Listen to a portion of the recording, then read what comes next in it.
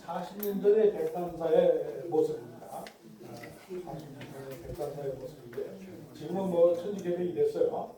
됐는데 백담사의 여기에 가실 때의 만해의 표정을 송영이라는 합을 보고 그 국가가 혼돈에 빠지고 어려워지고 만해가 잔충우돌하면서 블라디보도 갔다가 그 수장될 뻔도 했고 만주 갔다가 총판도 맞고 그랬던 그 바로 그 정신의 고향, 정신의 고향의 만해의 모습을 좀 담아보려고 이렇게 표시를 해줘서 같이 백담사가 같이 소개를 했습니다. 이것은 그 옛날 백담사의 모습입니다. 옛날 이거 아마 본 사람이 없을 거예요. 백담사는 몰라요. 옛날 백담사의 모습입니다. 굴빛집입니다. 그 이걸 가지고 굴빛집이었던 나무하고 흙밖에 없어요. 거기는요. 그래서 그 나무를 가지고 이렇게 흙하고 나무 가지고 지었던 굴빛집이었습니다. 그 이쁘네.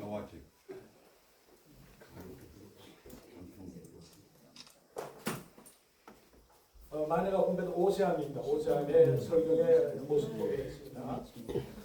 이 오세암이 굉장히 영지입니다. 영지.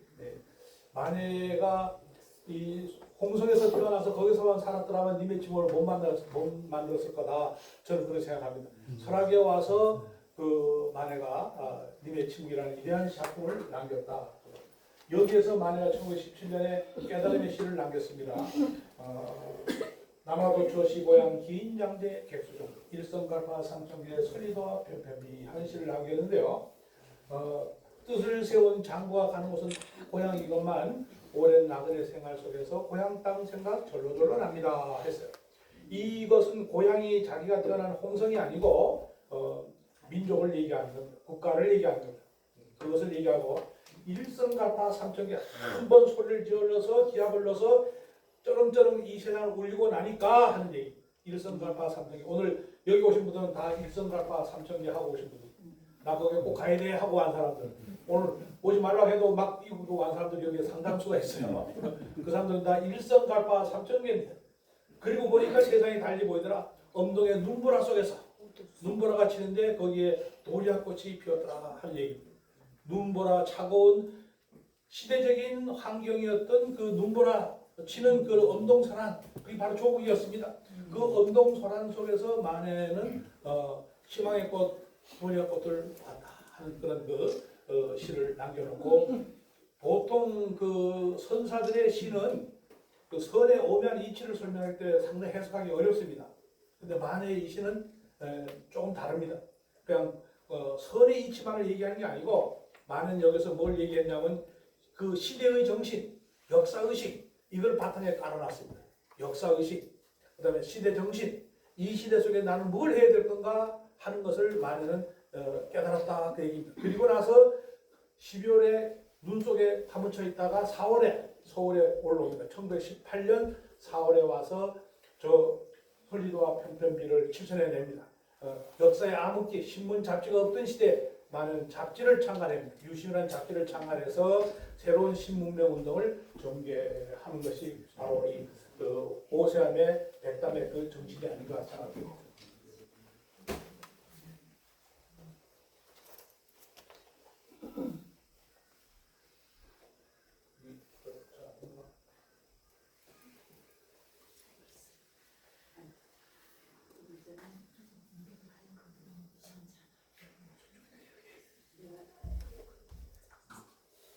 여기가 이제 오세암의 절벽입니다. 이 오세암은요, 그 여러분들 다녀오신 분도 있겠지만은 가보면요, 여기가 이제 노년기 산입니다. 노년기 산이어서 흙은 다 빠져나가고 바위만 남아 있습니다. 이 바위가 아주 기가 막힙니다. 그 바위가 마치 그 연꽃에 그 연꽃 같은 그런 형상을 하고 있습니다. 그 안에 꽃수술 자리에 사뿐히 오세암이 있습니다. 그래서 설악을 보지 않고 오세암을 보지 않고 설악을 봤다는 말을 하지 말라. 제가 늘 이제 그렇게 얘기를 합니다. 그 설악을 보고도 저 오세암을 가보고도 가슴이 뛰지 않는 자 청춘이 아니다. 제가 가보면 정말 가슴이 울렁울렁하고 가슴이 막 뜁니다. 그래서 육당은 이런 표현을 해놨어요. 번뇌가 많은 사람, 고민이 많은 사람, 스트레스가 많은 사람, 요즘 말로 말하면 스트레스가 많은 사람은 설악으로 가라 그랬습니다. 설악은 노정기산이기 때문에 기기묘묘합니다.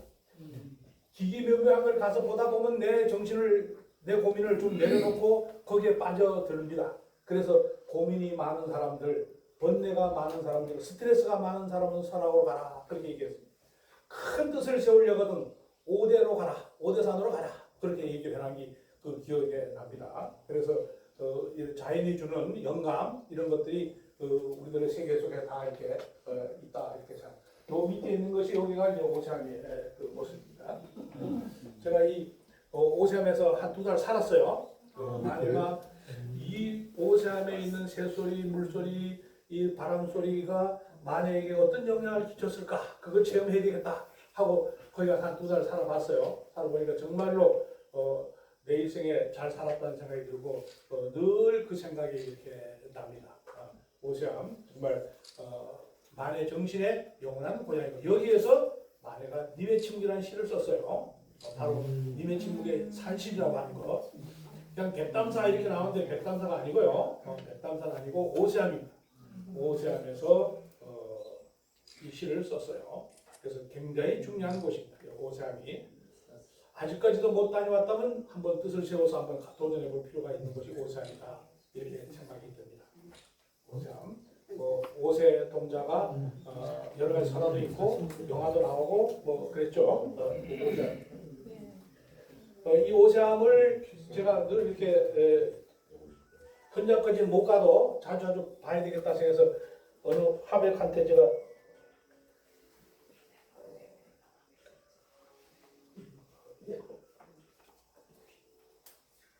어느 화백한테 내가 한 달 티켓을 끊어줄 테니까 백담사 가서 머물 수 있는 티켓을 끊어줄 테니까 내가 소원이 하나 있는데 수련동 계곡 그 대한민국 최고의 계곡입니다. 그걸 다 그려와라 그랬어요. 그래서 제가 하겠다고 그랬어요. 그래서 제가 백담사에 한 달 먹는 거 자는 거 다 해결해주고 가서 그림만 그려라 해서 그 수련동 계곡이 30리입니다. 백담에서부터 오세암까지가 그 30리를 그렸어요. 전부 다 이렇게 화첩으로 그려와서 가지고 있어요. 무광 오세암도라는 그 중에 한 단면 오세암이라고 하는 이 장면이에요. 실경산수입니다. 보고 직접 그래야지 다 그려놨어요. 이제 개별적으로 좀 제가 쫙 피워놓으면 한 8m 됩니다. 8m를 피워놓으면 설악의 그 수련동 계곡을 다 볼 수가 있습니다. 세계 하나밖에 없는 거예요. 그래서 이런 걸 통해서 설악의 영감이 어떻게 만해시에 영향을 끼쳤는가 하는 것을 볼 수 있도록 만들어놨습니다. 여기서 1926년 5월 20일 날 님의 침묵이 25년에 님의 침묵이 탈고가 되고 26년에 서울 해동서관에서 이 발행이 되었습니다. 아주 정말 불멸의 고전입니다. 불멸의 고전이고 내년이 100주년이 됩니다. 시집 발행 100주년. 내년이 큰 하나의 변곡점이 되어서 여러 가지 다양한 행사를 하려고 생각합니다. 판본만 모았어요. 시집에 대한 판본을 모아 200종류가 넘습니다. 한 시집이 200군데 출판사에서 발행했다. 외국에서 12나라가 발행했다. 이게 다 기록입니다. 그래서 이거 판본전을 가지고 특별전을 하려고 생각을 해봅니다. 그리고 님에 대한 학술 세미나도 하고 뭐 여러 가지를 해볼 계획으로 있습니다. 아마 또 하나의 그 변곡점이 되지 않을까 생각합니다. 그때 이 책을 잘 만들었어요. 표지가 포크로스라고 해서 천으로 이렇게 만들어놨어요. 근데 종이 지질도 아주 좋습니다. 참 잘 만들어놓은 책인데 그 님의 침묵, 님의 침묵은 붉은 글씨 만해의 그 친필 글씨입니다. 그리고 이제 옛날 사람들은 중요한 책을 여기 이제 1934년에 나온 재판본입니다. 요때 이제 처음으로 한글 맞춤법이 생겼어요. 그래가지고 책 전체를 다 바꾸지를 못하고 군말만 맞춤법으로 바꿔놨어요. 그래서 그 세 가지를 비교해 보면은 여러 가지 재미있는 이야기들이 나올 수가 있습니다. 한성 도서주식회사에서 재판본이 나왔습니다. 그리고 나서 해방이 되고 나서 1950년에 다시 이제 초판이 한성 도서에서 완전히 한글 맞춤법으로 바꿔 나온 책이 나오게 됩니다. 여기 이제 한성도서관의 님의 친구입니다. 이때는 매년 발행됐어요. 매년 50년, 51년, 52년, 58년까지 계속해서 8판까지 나오다가 이것이 이제 진명문화사로 가고 의류문화사로 가고 그리고 이제 70년대 와서 시집이 확산이 돼가지고 많은 책들이 쏟아져 나오고 외국어 번역본도 나오고 여러 가지로 많이 나오게 됐어요. 님의 친구가 이것도 그때 그 자리를 그대로 해서 붉게 해서 초판본에만 요 님의 친구의 붉은 글씨가 있고 나머지 재판본부터는 붉게 안 되고 검정색으로 나오고 좀 많이 달라졌어요. 저런 거 하나하나의 비교를 통해 보면 어떤 비중으로 다루는가 하는 걸 알 수가 있습니다. 이 세 가지를 이제 제가 26년, 34년, 50년 이 세 가지를 이렇게 해놨는데요. 보면은 변천을 이해할 수가 있습니다. 이걸 보면은 이제 여기서 제일 중에 님만 님이 아니라 기른 것은 다 님이다. 중생의 님이 석가라면 철학의 님은 칸트일 것이다.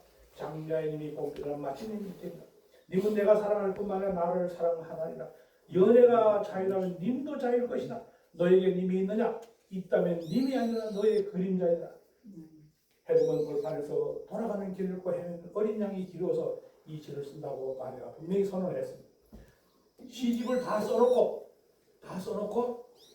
군말, 군 더덕이처럼 한마디를 붙였어요. 사람들이 잘 이 시를 어떻게 받아들일까 하는 걸 걱정하면서 혹이나 하는 생각에서 보충 설명을 한 것이 군말입니다. 군말. 만의 시에 굉장히 중요한 나중에 좀 폼나게 하려면 서시 이렇게 얘기해야 되는 건데 만약에 서시라고 하지 않고 군 더덕이처럼 한마디 더 붙였다 하는 얘기입니다. 여기에 만의 님의 철학이 들어있는 겁니다. 사실은. 이어령 씨가 장관이 되어서 문화부 장관이 되어가지고 고위 공직자들한테 만에 서시 찾아오라고 하니까 공무원들이 난리가 났어요.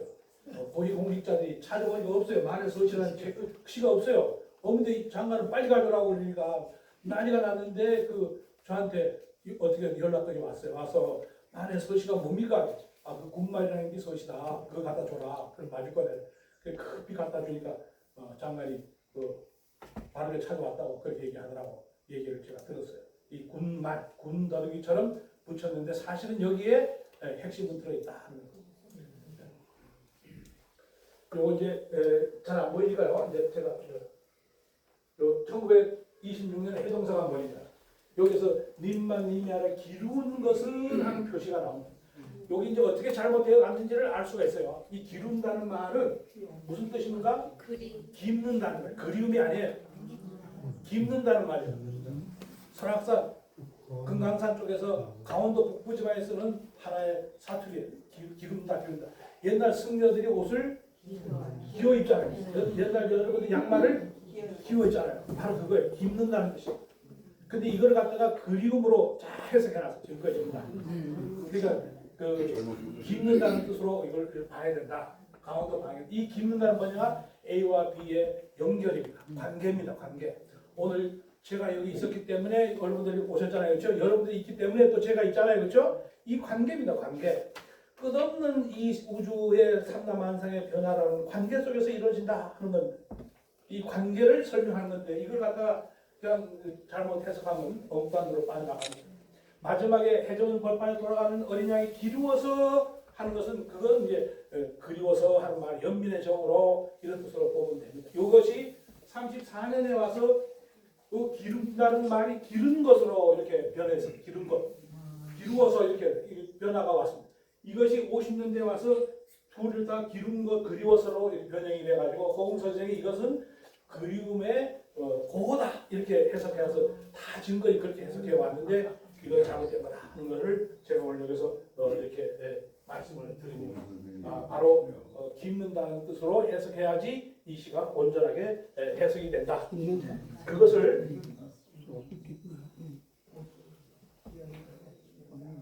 그것을 좀 더 원문을 가져가면 세우니 기른 것은 다 아닙니다. 님만 님이야 기른 것은 다 아닙니다. 바로 그 뒷구절에 나와요. 관계가 나와요. 관계. 뭡니까? 중생과 석가의 관계입니다. 그것이 서로 사원임입니다. 그 다음에 철학과 칸트, 그 다음에 장미꽃과 봄비, 만진이와 이태리 이 둘의 관계가 서로 상호 필요 충분 조건에 의해서 님이 될 수 있지 않느냐. 관계입니다. 관계. 여기서 이 구절이 딱 나온 이유가 있습니다. 이 관계를 우리가 어떻게 봐야 되냐. 서로가 필요로 해서 필요 충분 조건이 맞아 떨어져야 되는데 그 다음 구절이 뭐가 나오냐. 님은 내가 사랑할 뿐만 아니라 나를 사랑한다냐. 그래서 짝사랑이 아닙니다. 우리는 짝사랑이 많아요. 근데 짝사랑이 아니에요. 님은 내가 사랑할 뿐만 아니라 나를 사랑하냐. 그래서 서로 필요 충분 조건이 딱 맞아졌다. 그 말입니다. 오늘 여기서 만약교가 열려서 여러분들 오셔서 성황을 이루어서 이렇게 강좌가 이루어지는 것도 서로 간에 조건이 다 맞았어요. 여기 했는데 10분밖에 없다. 그러면 이것도 문제지 않습니까? 그렇죠? 다 조건이 맞아졌어요. 그런데 이 조건 맞추기가 쉽지 않아요. 그 다음 구절이 이제 봅시다. 보면 연애가 자유라면 님도 자유일 것이다. 그러나 너희는 이름 좋은 자유의 알뜰한 구속을 받지 않느냐. 너에게도 님이 있느냐. 있다면 님이 아니라 너의 그림자이더라 했습니다.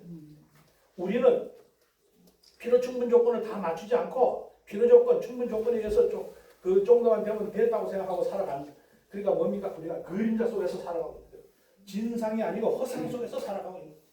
진상이 아니라 연애가 자유라면 님도 자유일 것이어야 하는데 이런 좋은 자유의 알뜰한 구속을 받지 않느냐? 일방적인 건 너희가 님이 있다면 님이 아니라 너의 그림자이니라 했습니다. 우리가 살아가는 것은 늘 그림자를 쫓아가는 경우가 많다. 허상을 쫓아가는 경우가 많다. 헛다리 짚는 경우가 많다. 지나놓고 보니까 후회되고 지나놓고 보니까 아이고 이거 잘못했네 하는 생각을 많이 하는데 전부 그림자 쫓아서 우리가 살아가고 있지 않냐 하는 건 굉장히 중요한 이야기죠. 그래서 이 그림자를 쫓아가는 것은 왜 이런 현상이 나타나는가? 어둡기 때문에, 빛이 아니기 때문에, 어둡기 때문에 그런 현상이 나타난다. 밤이 오면 어두워지면 우리가 갈 길을 모르잖아요. 그렇죠? 그래서 이렇게 이런 현상이 나타나는데 그래서 많은 해적은 벌판에서 돌아가는 길을 잃고 헤매는 어린 양이 기루어서 이 시를 썼다고 얘기했습니다. 왜 이 시를 썼는가? 여기 명징하게 설명되어 있어요. 그래서 아주 만해의 그 오세하면서 이런 시를 굿말에다가 남겨놓은 것이 여기 잘 설명되어 있다. 아까 얘기했습니다. 관계, 연결. 이걸 불교적인 용어로 연기사상이라고 얘기합니다. 연기. 이것의 있음으로 말미암아 저것이 있고 저것이 소멸해지면 이것도 소멸해진다. 너가 있으므로 내가 있고 내가 있으므로 너가 있다. 너가 사라지면 나도 없고 내가 없으면 너도 없다. 그런 연기사상입니다. 여기에서 보면 무명으로부터 무명은 어둠입니다. 어둠. 모든 존재는 빛을 찾아가는 존재입니다. 빛이 없으면 모든 존재가 존재할 수가 없어요. 모든 존재는 빛을 찾아가는데 어둠이 있기 때문에 우리가 그 어둠에서 시작해서 가다 보니까 제대로 제 갈 길을 모르는 경우가 많다. 이 상대주의적인 존재론입니다. 상대주의적인 너가 있으므로 내 존재를 말하는 상대주의적인 조건에 의한 발생이고 말미암아 일어난다. 이렇게 볼 수가 있어요. 조건에 의해서 모든 것은 조건에 의해서 이렇게 우리가 오늘 이런 자리도 함께 만들었습니다. 모든 관계를 따져보면은 이런 어떤 인과관계가 분명히 성립된다. 인이라는 것이 씨가 심어져서 결과를 만들었지 않습니까? 그 결과를 가만히 들어 그건 다시 또 하나의 씨앗입니다. 또 씨앗이어서 또 과를 갑니다. 요 과는 다시 뭡니까? 또 씨앗입니다. 그 과거, 현재, 미래가 상세가 존재하는 겁니다. 그런 가운데서 어느 시대가 가장 중요한가? 바로 지금 현재입니다. 바로 지금 현재입니다. 바로 오늘 여러분들 이 자리에 계신 것이 가장 올바른 선택을 했고 좋은 그런 시간을 갖고 있다. 이렇게 생각할 때 그 속에서 우리는 새로운 희망이 보인다. 일체가 부상하다는 연기의 주체적 파악입니다. 연기라고 하는 것이 실상이 있는가? 뭐가 고정불변의 실체가 있는가? 없다 그 말이에요. 그런데 우리는 자꾸 있다고 생각하고 있어요. 이렇게 들어보면 이게 뭐예요? 컵이죠, 그렇죠? 컵에 내가 이 컵 다 먹고 버리면 없었어요. 이게 영원히 있는 거 아니에요, 그렇죠? 사람도 영원히 있는 거 아니에요. 잠시 왔다 가는 거예요, 그렇죠? 실상이 없다는 거. 이거 우리가 확실히 좀 알아야 되는데 그래야지 님의 침묵이 좀 더 우리한테 다가올 거예요. 무상하다는 게 뭔 말인가? 만 존재가 실상이 아니고 조건에 의해서 존재하는 것이라고 하는 것. 존재가 실상이라면, 즉 나를 나라고 하려면은 변하지 않는 그 무엇이 있어야 돼요. 변하지 않는 그 무엇. 나는 어떻습니까? 변하지 않습니까? 끝없이 변해가고 있죠, 그렇죠? 산전초목이 안 변하면 이제 벌써 가을이 와서 단풍이 들기 시작해서 변하고 있어요.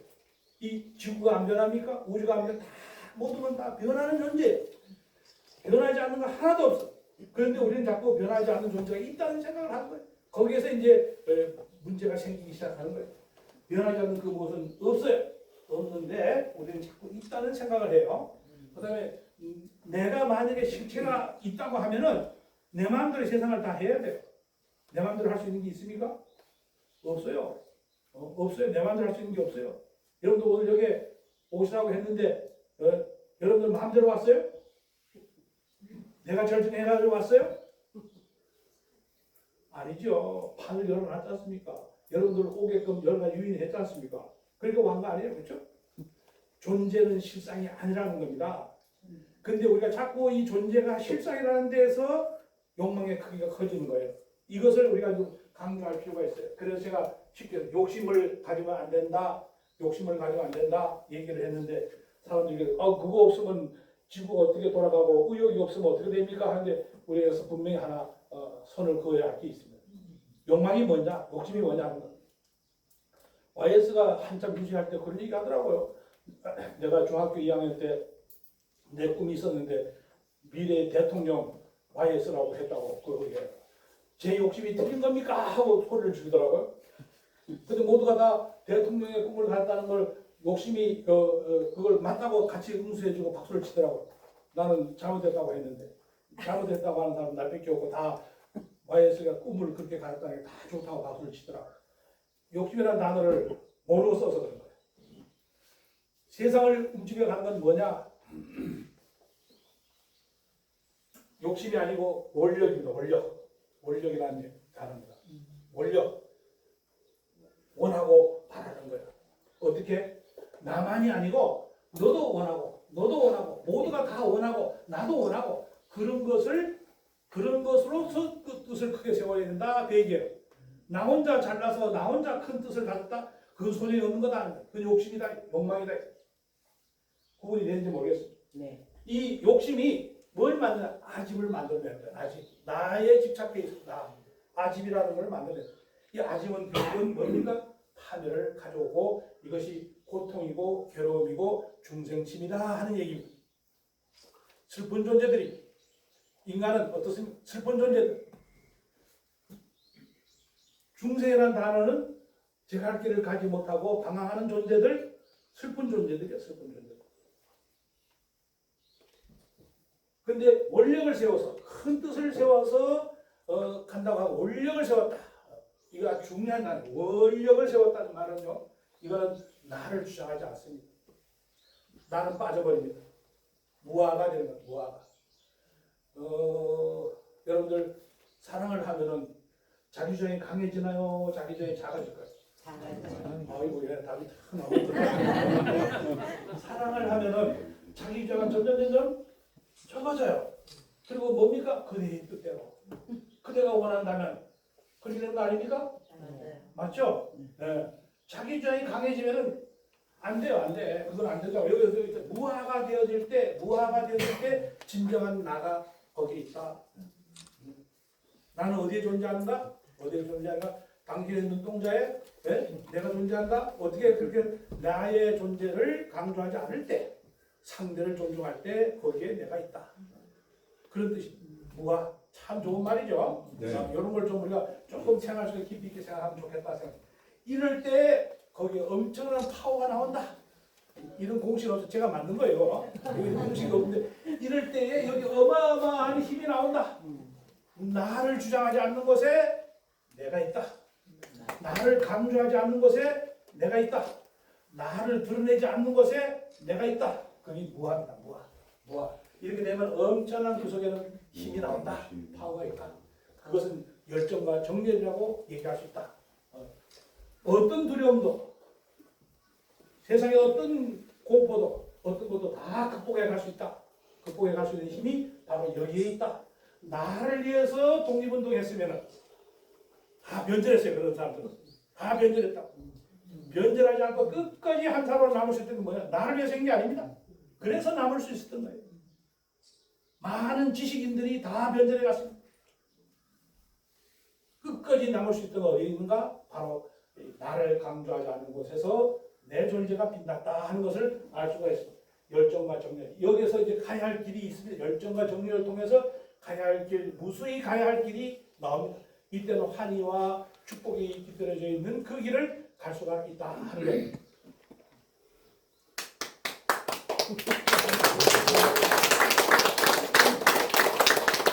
이런 것을 바탕에 놓고서 님의 지목을 한번 우리가 분석을 해보자고요. 우리 공성에서 그냥 님의 지목 한번 낭송 한번 하시죠. 네, 한번 낭송하니까 한번 기가 막히게 잘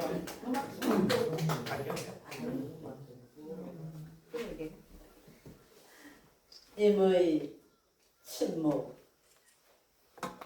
한영온 님은 같습니다. 사랑하는 나의 님은 같습니다. 푸른 산빛을 깨치고 단풍나무 숲을 향하여 난 작은 길을 걸어서 차마 떨치고 갔습니다. 황금의 꽃같이 굳고 빛나던 옛 맹세는 차디찬 티끌이 되어서 한숨의 미풍에 날아갔습니다. 날카로운 첫 키스의 추억은 나의 운명의 지침을 돌려놓고 뒷걸음쳐서 사라졌습니다.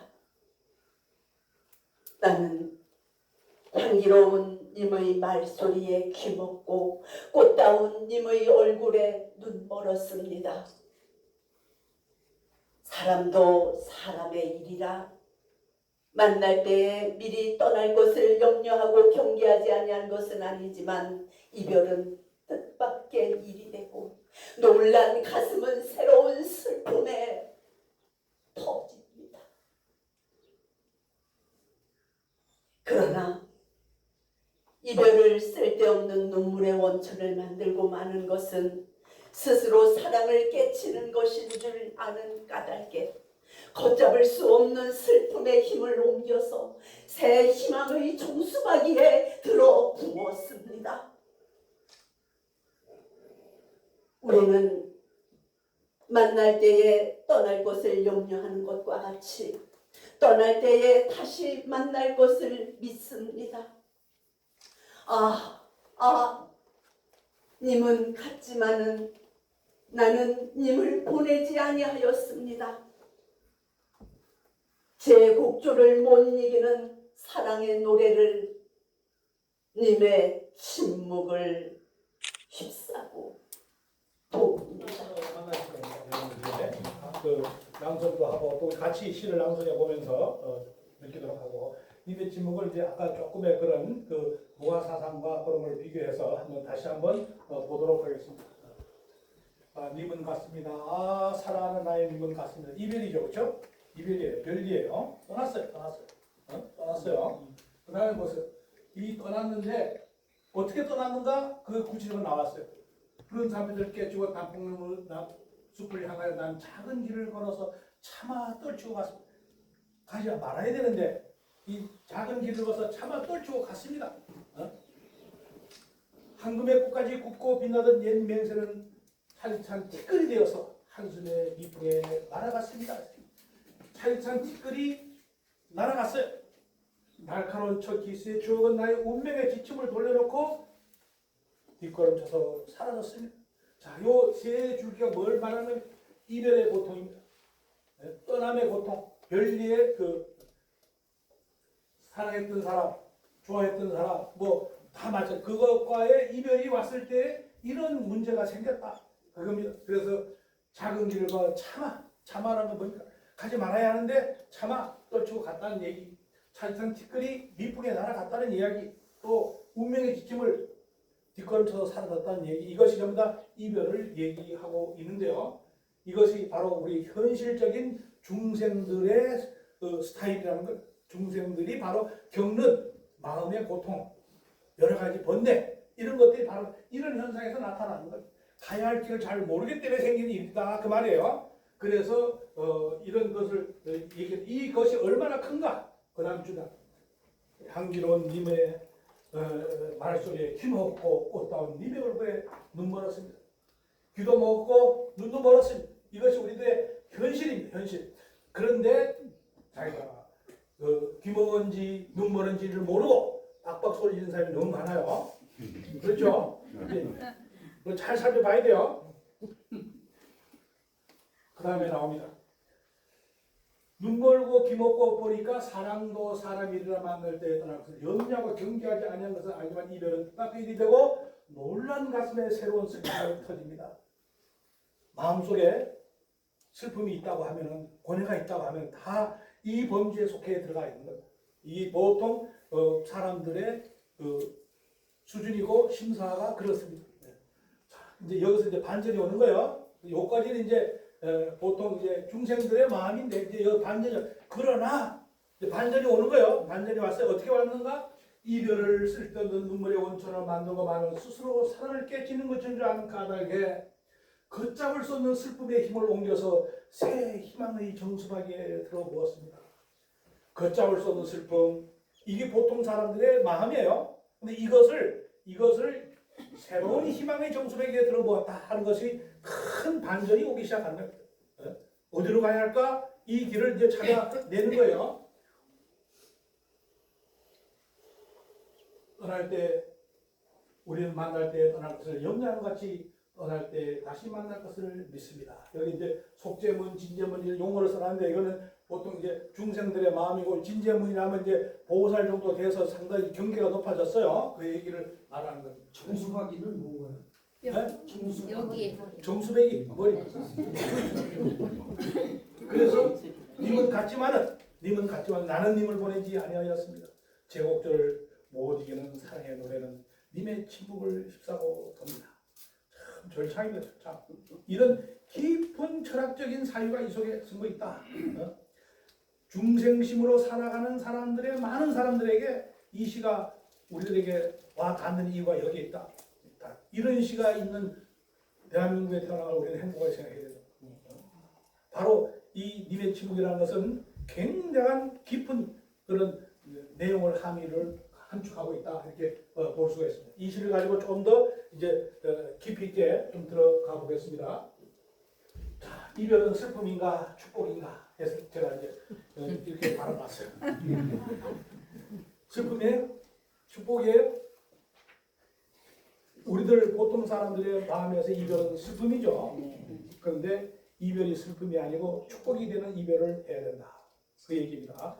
진정 따지고 보면은 축복이어야 돼요. 그런데 우리가 잘못 생각했기 때문에 그것을 슬픔으로 보고 있는 거예요.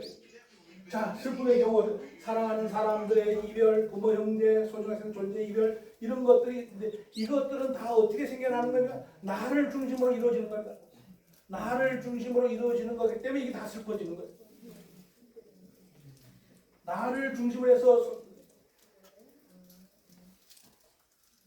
아이고 어머니가 돌아갔다면 눈물이 그냥 막 쏟아져요. 그럼 세상 사람 다 같이 눈물이 쏟아져야죠. 그 사람은 눈물이 쏟아지고 다른 사람은 다 멀뚱멀뚱하게 잘 또 있어요. 네? 안 그렇습니까? 가만히 있다 보세요. 어느 경우에는 슬프고 어느 경우는 슬프지 않아요. 그럼 이 슬프다고 하는 게 뭡니까? 이 현상에 대한 분석이 약하게 되는 거예요. 그래서 이렇게 되면 애욕과 욕망에 의해서 이 개인에 관한 이야기입니다. 근데 조금 더 아까 원력을 세운다고 하면은 기쁨은 진이라고 했어요. 속과 진, 겉과 알맹이라고 했어요. 중생의 길에서 이제 한 단계 올라갔습니다. 그걸로 보살의 길로 넘어갔습니다. 그렇게 되면 환희와 축복이 여기에 따라옵니다. 그 다음에 세속의 길에서 열반의 길로 갔습니다. 이게 단순히 종교적인 용어만이 아니고 가만히 한번 이시적으로 생각해봐도 우리가 충분히 알 수 있다. 혼미한 가운데서 깨달음으로 갔습니다. 어둠에서 광명으로 왔습니다. 빛의 세계로 왔습니다. 이렇게 되면 이것은 축복입니다. 축복. 이별이 단순하게 슬픔이라고 생각하는 사람들, 중생심에서 벗어나지 못했다. 그 이별이 가만히 따지고 보면은 하나의 축복이야 하고 받아들일 수 있는 사람들은 그것은 상당한 경지에 갔다. 죽음이 두렵지 않은 사람들 있어요. 죽음조차도 뛰어넘는 사람들이 있어요. 그렇죠? 저 오대산에 박나는 스님 앉아서 좌탄인막 앉아서 그대로 그냥 돌아가셨어요. 죽음이 하나도 더 두렵지 않았어요. 오히려 죽음이 축복이었어요. 왜 죽음이 두려운가? 이유가 있어요. 이유가 있어요. 인생이요. 지금은 내 눈에는 안 보여. 근데 죽음이 임박해 오면은 이제 세상이 자기가 살아왔던 그것이 토탈이 돼가지고 계산서가 떨어져. 자기한테 플러스 마이너스 이거 잘한 일이네. 이건 남인데 해롭게 했네. 플러스 마이너스 해가 자기 앞에 손익계산서가 딱 떨어지는데 그 손익계산서가 언제 보이냐? 죽음이 막 임박해 오면 보여. 그전에는 안 보여. 죽음이 임박해 오면 자 우리가 가졌던 욕망의 체계가 다 무너져요. 황금이 필요합니까? 권력이 필요합니까? 이쁜 색시가 필요합니까? 아니야, 다 없어. 그렇게 다 없어. 오용락이 다 탈락해져. 오용락이 탈락해지면 세상이 보인다고. 내가 살아왔던 그 길이 플러스 마이너스 해가지고 세금 계산 떨어지는데 그 계산서가 마이너스예요. 거의 10중 8구가 마이너스 통장을 받은 사람은 당하고 내가 어디 장롱에 어디 금덩어리 넣어놨으니까 그거 가지고 나 살려라 그래. 예? 어디에 뭐가 있으니까 그거 가지고 나 살려달라 그러고 그러면서 눈물을 흘리면서 가는 거예요. 세금 계산서가 막판에 손이 계산서가 떨어져 플러스가 많아. 그런 사람은요 더 행복해서 죽음이 하나도 두렵지 않아. 내 죽고들랑 눈물 흘리지 말라. 거창하게 뭐 장례 치르지 말라. 다 그런 거야. 하고서 초탈의 경지에 들어가서 자기 길을 가는 사람들, 법정스님도 그랬고 김수환 추기경도 그랬고 보니까 그분들의 마지막 가는 모습을 보니까 대단히 높은 수준에서 생을 마감하더라고. 그걸 보니까 제가 이런 생각을 안 할 수 없더라고. 그래서 바로 이런 슬픔이 아닌데 이거 슬픔으로 우리가 다 받아들여. 거기에서 번뇌가 생기고 스트레스가 생기고 거기에서 여러 가지 어려움이 생겨. 한 구절이 온 계곡이면 도 일체 고액이라 하는 말 반야신경에 나오는 한 구절인데 핵심 구절. 오온이라는 이 세상에 존재하는 모든 것, 그 다섯 손을 나눴어요. 색수상 행쇼는. 그 이생에 존재하는 것이 모든 것이 다 개공하다고 하는 것은 실체가 아니라고 하는 것은 그 말이에요. 실체가 아니라는 것을 알게 되면은 일체의 고통과 액으로부터 나는 벗어날 수 있다 하는 거예요. 여러분들 고와 액으로부터 벗어나야 되지 않습니까? 그리고 축복해야 되지 않습니까? 바로 어떻게 되는가? 개공했다는 사실을 이걸 우리가 좀 깊이 있게 통찰할 필요가 있다 하는 겁니다. 바로 이별은 슬픔이었을 때 그건 중생심이었고 이별이 기쁨으로 받아들일 때 거기에 더 큰 위대한 창조가 있다.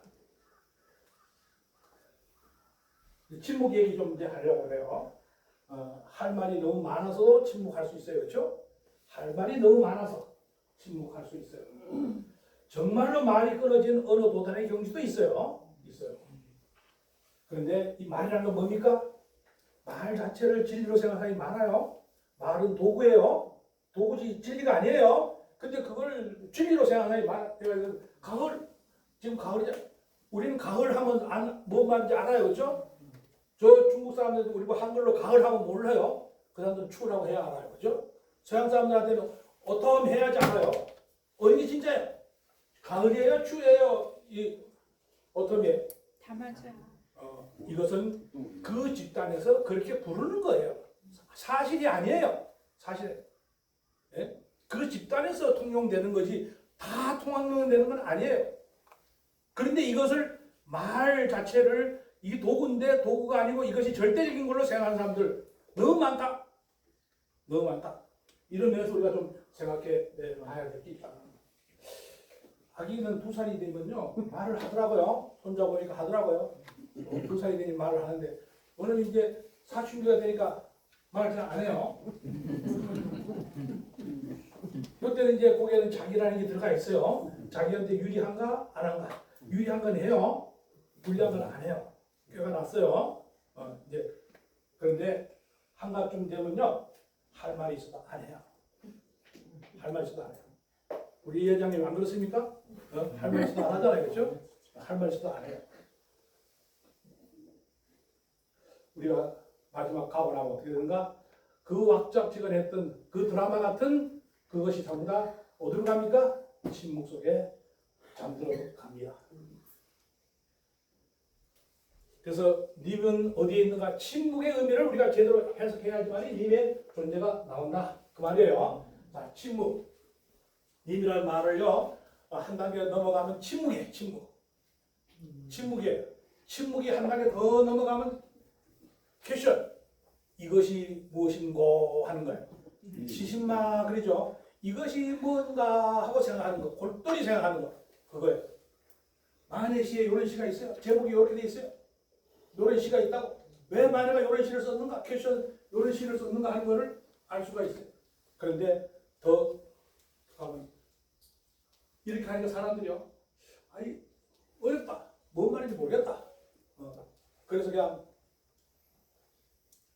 천지분간을 하지 못하고 마음이 흐트러져 버리는데 땅 하고 한번 쳐서 점을 하나 탁 찍었더니까 초점이 착 모였어요. 정안을 해서 정을 하나 탁 찍었다. 이것은 뭡니까? 공이라는 얘기예요. 공이라는 얘기는요. 쉽게 얘기하면은 아까 얘기한 대로 모든 존재는 어떤 연에 따라서 모였다가 흩어지는 거지 영원불변의 실체가 아니다고 하는 사실이에요.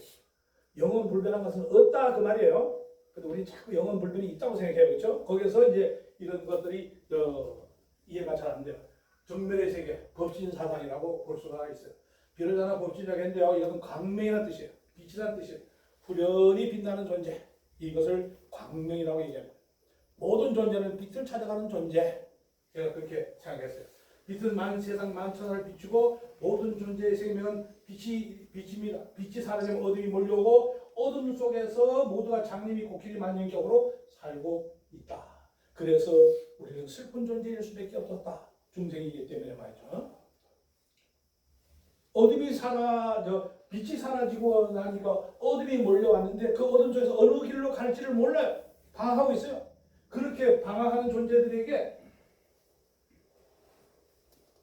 너가 가야 할 길이 어느 길인가를 찾아봐라. 못 찾고 있어요. 장님이 코끼리 만지는 격으로 살아요. 그걸 가지고 뭐라고 하면 편견, 간견, 상견이라고 얘기해요. 코끼리 코를 만진 사람은 뭐라고 합니까? 굴뚝같이 생겼다고 해요. 코끼리 다리를 만져본 사람은 기둥같이 생겼다고 얘기해. 코끼리 몸뚱이를 만진 사람은 벽 같다고 생각해. 누구 말이 맞는 겁니까?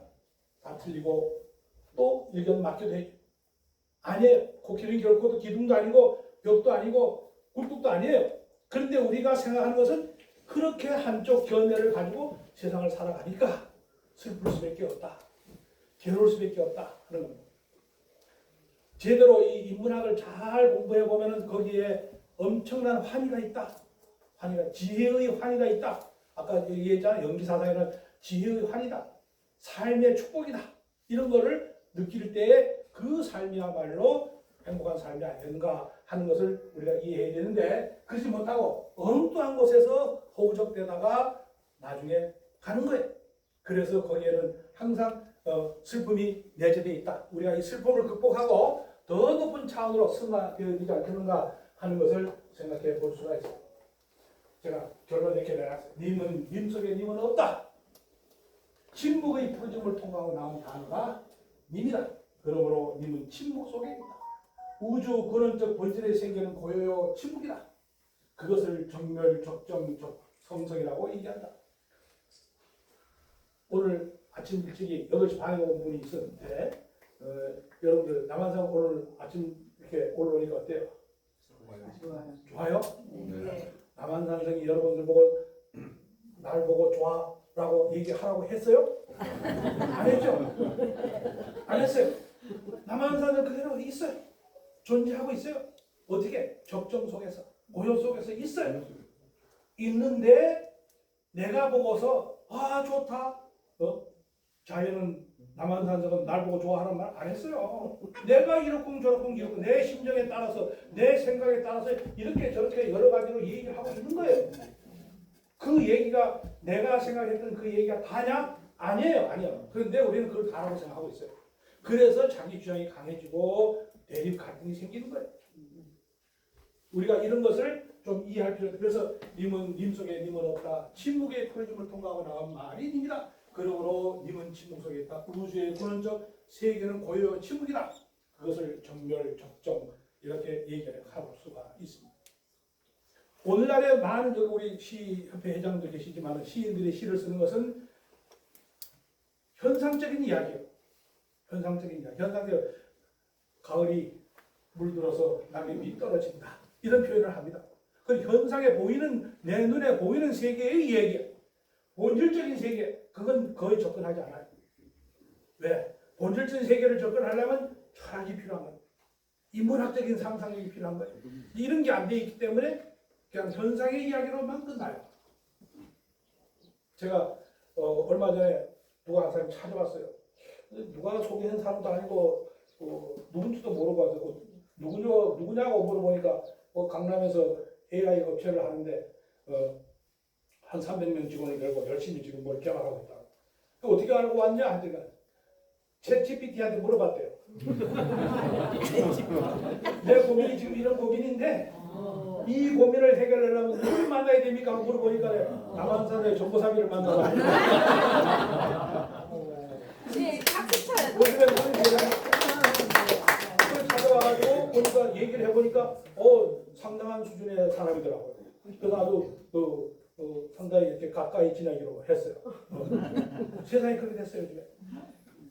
기술이라고 하는 거 이거 앞으로 AI가 다 해결해 줍니다.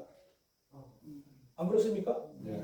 병원에도 의사보다도 99% AI가 더 정확하게 수술하고 다 맞춰요. 의사는 60%밖에 못한대요.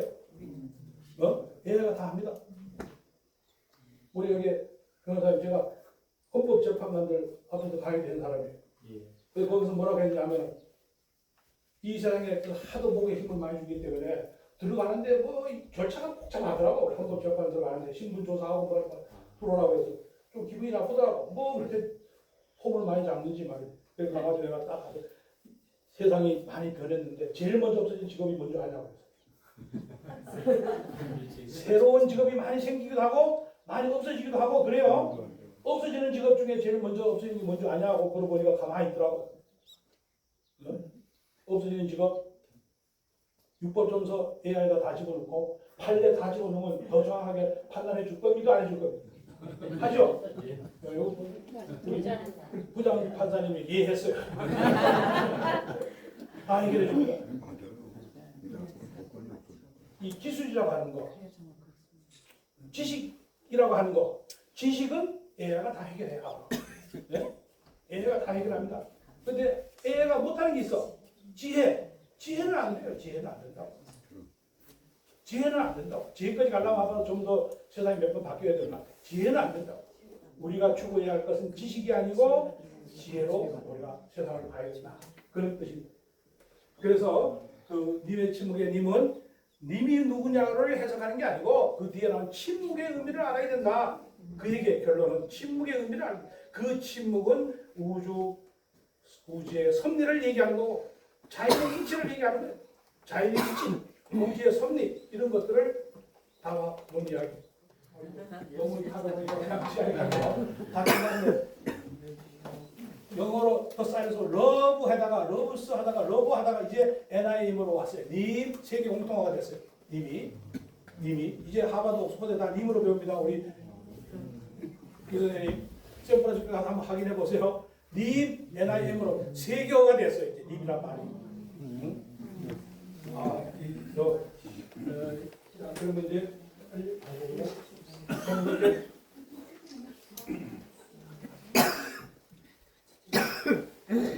요쯤에서 그냥 마무리하고 좀 더 있는데 벌써 시간이 많이 안 돼 벌써요. 40분 하려 했는데 벌써 시간이 돼서 여기 점심에 예약이 돼 있어요. 예약해서 요 보글에서 그래 4분씩 한 테이블에 앉으면 됩니다. 오늘 이 강은 여기서 하고 조금 남겨놨다는 나중에 또 기회가 있으면 보고 여기서 오늘 이 강을 마무리.